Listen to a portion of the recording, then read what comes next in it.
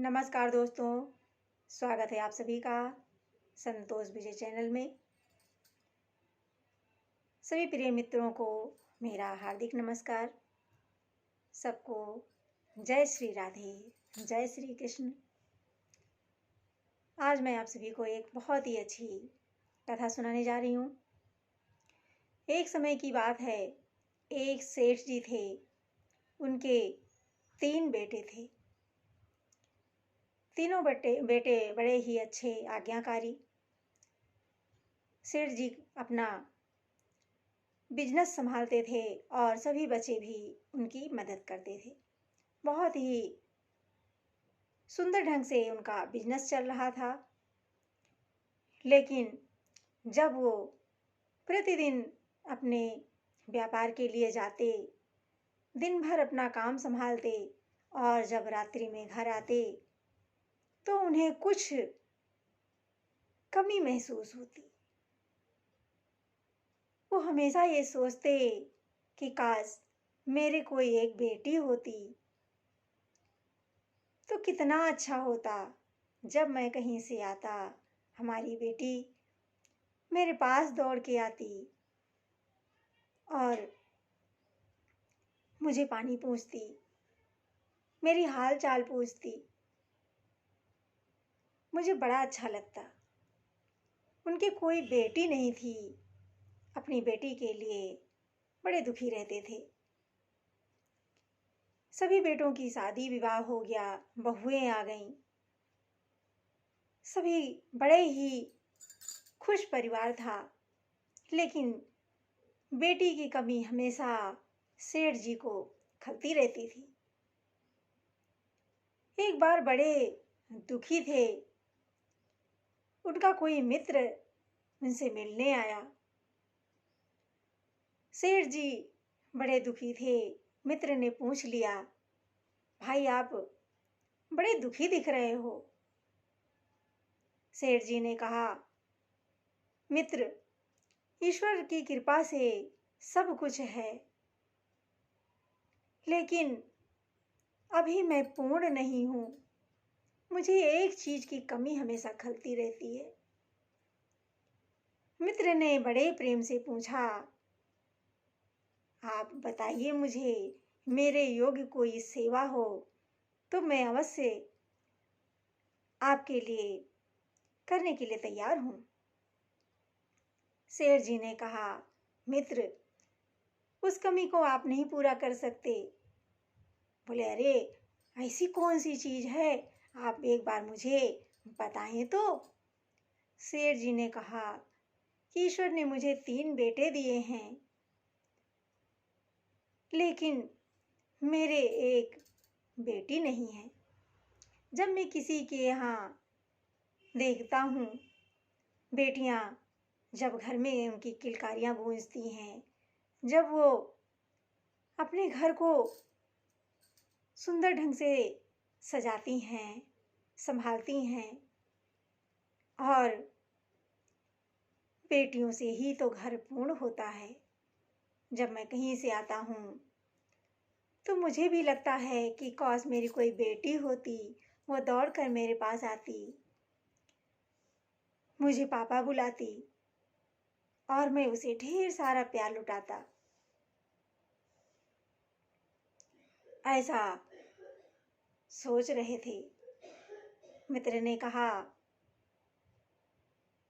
देखो मित्र, सेठ जी, मैं आपको बेटी तो नहीं दे सकता, लेकिन हाँ, मैं आपको एक खुश रहने का एक उपाय बता सकता हूँ। सेठ जी खुश हो गए और कहा, हाँ मित्र, जल्दी बताइए। कहा, तुम एक काम करो, तुम राधा रानी को अपनी बेटी मान लो और अपने कमरे में एक सुंदर सी बड़ी सी छवि राधा रानी की लगा लो और उनसे ही बातें किया करो, उन्हें ही देखते रहा करो और राधा रानी के लिए ही तुम्हें जो कुछ भी प्यार लुटाना है, उनके लिए खिलौने लाना, वस्त्र लाना, उनके साथ खेलना, उनसे बातें करना, तुम जो कुछ भी करोगे, राधा रानी आपसे बात करेंगी और आपकी हर बात को सुनेंगी। सेठ जी बड़े प्रसन्न हो गए।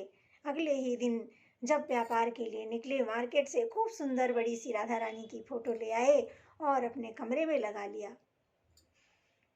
अब दिन भर अपने व्यापार में रहते, सुबह शाम जब घर में रहते तो राधा रानी को निहारते रहते और उनसे बातें करते रहते।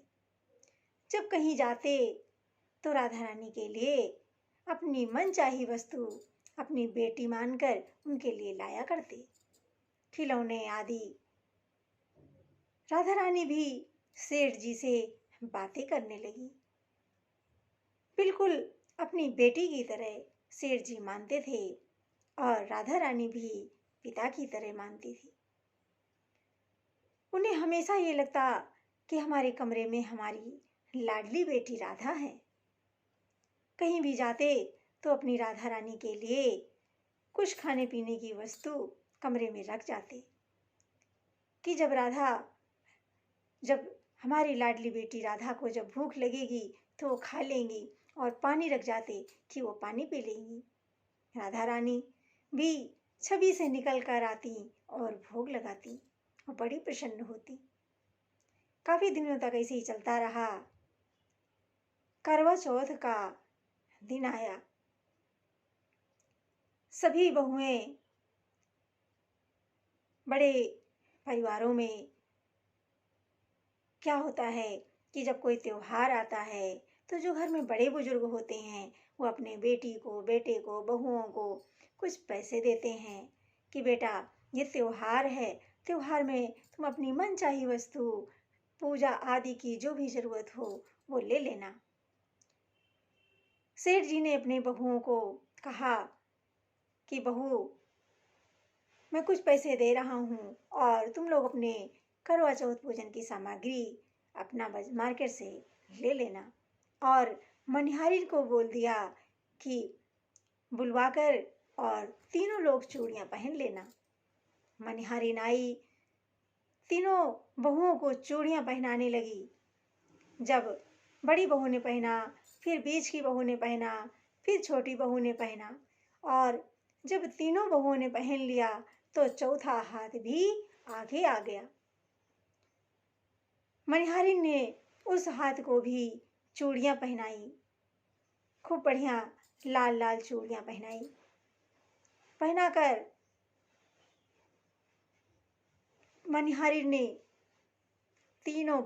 चारों बहुओं के पैसे मांगे। सेठ जी ने कहा कि कितने पैसे हुए? बताया मैंने 4 लोगों को पहनाया है, 4 जोड़े को।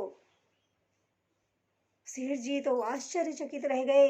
उन्होंने कहा, मेरे तो 3 ही बहुएं हैं और 4 कहाँ से पहनाया है? मैं तो 3 के ही पैसे दूंगा। विश्वास नहीं हो रहा था और कहा कि मेरे तो 3 ही बहुएं हैं।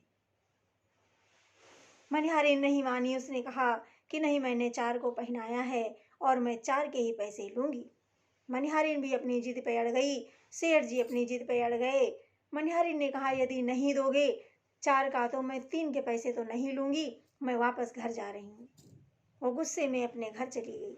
सेठ जी ने पैसे नहीं दिए, अपने व्यापार को चले गए। रात्रि में वहां से आए, सो गए।